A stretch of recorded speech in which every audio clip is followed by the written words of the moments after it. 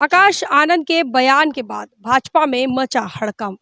लड़ाई हुई आमने सामने की। जी हाँ दोस्तों, बता दें कि पिछले दिनों से देख रहे हैं कि बहुजन समाज पार्टी के नेशनल कोऑर्डिनेटर आकाश आनंद चुनावी दौरे पर है। लगातार जनसभाओं को संबोधित कर रहे हैं। इन जनसभाओं को संबोधित करते समय लोगों ने आकाश आनंद का नया रूप देखा है और उसके बाद आकाश आनंद की लोग जमकर वाहवाही भी कर रहे हैं। बहुजन समाज पार्टी के समर्थक, कार्यकर्ता, पदाधिकारी आकाश आनंद को लेकर ना सिर्फ इमोशनल होते जा रहे हैं, बल्कि उन्हें अपना नेता स्वीकार करते हुए भी देखने को मिल रहे हैं। ऐसे में एक नेता अपने आवाम के लिए आवाज उठाता हुआ लगातार जनसभाओं के माध्यम से देखने को मिल रहा है। साथियों, जो ये सरकार है, जो ये बुलडोजर की सरकार नहीं, ये गद्दारों की सरकार है। गद्दारों की सरकार है। साथियों, जो सरकार अपने युवाओं को, जो अपने बच्चों को भूखा रखे, जो सरकार अपनी बहन बेटियों को, जो बहन बेटियों पे अत्याचार होने दे, जो अपने युवा साथियों को, युवाओं बच्चों को बेरोजगार रखे, जो अपने बड़े बुजुर्गों को फ्री राशन के नाम पर यहाँ की जनता को गुलाम बनाकर रखे, ऐसी सरकार को आप जानते हैं क्या कहना चाहिए? ऐसा शासनकाल पता है कहां होता है?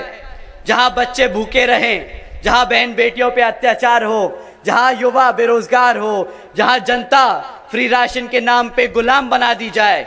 ऐसी सरकार आतंकवादियों की सरकार होती है। ऐसी सरकार तालिबान अफगानिस्तान में चलाता है। साथियों, इन सरकारों ने, भाजपा की सरकार बुलडोजर की सरकार नहीं, यह आतंकवादियों की सरकार है। अपनी आवाम को गुलाम बनाकर रखा है। ऐसी सरकार का समय आ गया है अब खत्म होने का। और विपक्षी दलों को लेकर उन्होंने अपनी राय प्रतिक्रिया देना शुरू की है। जमकर हमला करना उन्होंने शुरू कर दिया है। बता दें कि आकाश आनंद इन्होंने अपने भाषणों में भारतीय जनता पार्टी पर जमकर हमला किया है।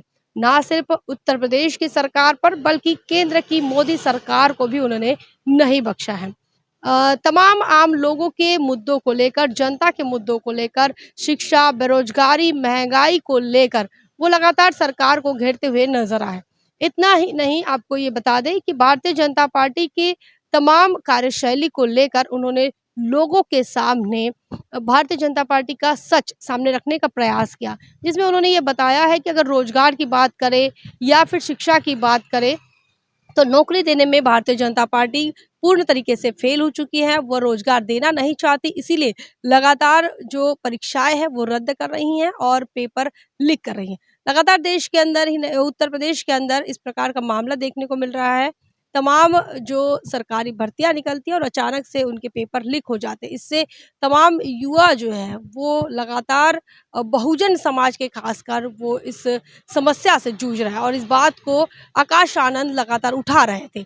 इतना ही नहीं, बता दें कि केंद्रीय विश्वविद्यालय बीबीएयू में भी छात्रों के साथ हो रहे अन्याय अत्याचार के मामले को लेकर भी लगातार मुखर होकर बोल रहे हैं और ऐसे में आकाश आनंद भारतीय जनता पार्टी पर इन मुद्दों को लेकर भी हमलावर रहे हैं कि छात्रों के साथ ना रोजगार दे रहे हैं और अगर वो विश्वविद्यालय में है तो विश्वविद्यालय में भी उनके साथ अच्छा बर्ताव नहीं हो रहा, उन पर कार्रवाई की जा रही है।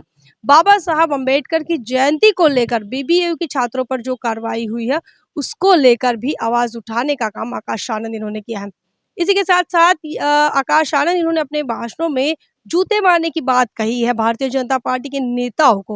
उन्होंने कहा है कि अब अगली इस बार अगर वो वोट मांगने आते हैं, चूंकि उन्होंने रोजगार नहीं दिया, उन्होंने शिक्षा के अवसर नहीं खुले किए और ना ही महंगाई खत्म की, तो ऐसे में अगर ये लोग वोट मांगने आते हैं, उन्होंने उत्तर प्रदेश को किडनैपिंग प्रदेश बना दिया है और क्राइम चरम सीमा पर है। लगातार महिलाओं के साथ बुरा बर्ताव, महिलाओं की सुरक्षा का मामला, मुसलमानों की सुरक्षा का मामला, मुसलमानों की जान और माल की सुरक्षा का मामला आज भी घर करे हुए हैं। उत्तर प्रदेश में ये समस्या देखने को मिल रही है। दलितों के साथ अन्याय, अत्याचार, उत्पीड़न की घटनाओं को लेकर भी आकाश आनंद भारतीय जनता पार्टी को घेरते हुए नजर आए और इसीलिए उनका यह कहना है कि बीजेपी अब 400 पार का नारा लगा रही है और वो उत्तर प्रदेश से ही उन 80 सीटों से होकर गुजरना चाहती है और इन 80 सीटों पर बहुजन समाज पार्टी भारतीय जनता पार्टी को रोकने का पूरा प्रयास कर रही हैं। यहाँ पर आपको ये बता दें कि इसी दौरान आकाश आनंद इनका यह कहना है कि जिस प्रकार से 400 पार का नारा बीजेपी लगा रही हैं, तो ऐसे में लोगों से वो अपने आवाम से ये अनुरोध कर रहे हैं कि अगर ये लोग वोट मांगने आते हैं तो इन्हें जूते मारना, क्योंकि इन्होंने आपकी समस्याओं को नहीं सुलझाया। वहीं आपको ये एक बात बता दें कि आज की तारीख में आकाश आनंद इन्होंने एक और बयान जारी किया है, जिस पर उन्होंने ये लिखा है कि जिस प्रकार से अफ़गानिस्तान में आवाम को गुलाम बनाया गया है और जिस प्रकार से आवाम के साथ बुरा बर्ताव, उनके साथ अन्याय, अत्याचार और उन्हें डिपेंडेंट बनाने का काम किया गया है, उसी प्रकार से उत्तर प्रदेश के नहीं बल्कि पूरे देश भर के लोगों को गुलाम बनाने का बड़ा काम बीजेपी की तरफ से हो रहा है। जिस प्रकार से कहा जा रहा है कि 80 करोड़ लोग आज भी सरकारी अन्न पर निर्भर हैं। तो ये तमाम चीज़ों को लेकर रोज़गार की बात हो, रोज़ी-रोटी की बात हो या फिर तमाम शिक्षा की बात हो, इन तमाम मामलों को लेकर उन्होंने ये कहा है कि ऐसा आलम तो अफ़गानिस्तान में है और वहाँ के तालिबानी इस प्रकार का बर्ताव करते हैं। इसका मतलब यह है कि आकाश आनंद इनके कहने का मतलब ये था कि जैसा हाल अफ़गानिस्तान में है, वैसा ही आलम उत्तर प्रदेश और भारत के अंदर देखने को मिल रहा है और इसीलिए यह बीजेपी की सरकार नहीं, बल्कि यह तालिबानी सरकार है और आतंकवादी सरकार है, जो कि आवाम को गुलाम बनाना चाहती है। अब इस बात को लेकर नया बवाल छिड़ गया है। भारतीय जनता पार्टी की तरफ से लगातार प्रतिक्रिया आ रही है। आकाश आनंद पर परिवारवाद का आरोप लग रहा है। इतना ही नहीं बल्कि उन्हें आचार संहिता उल्लंघन को लेकर भी उन पर एफआईआर दर्ज हो गई है।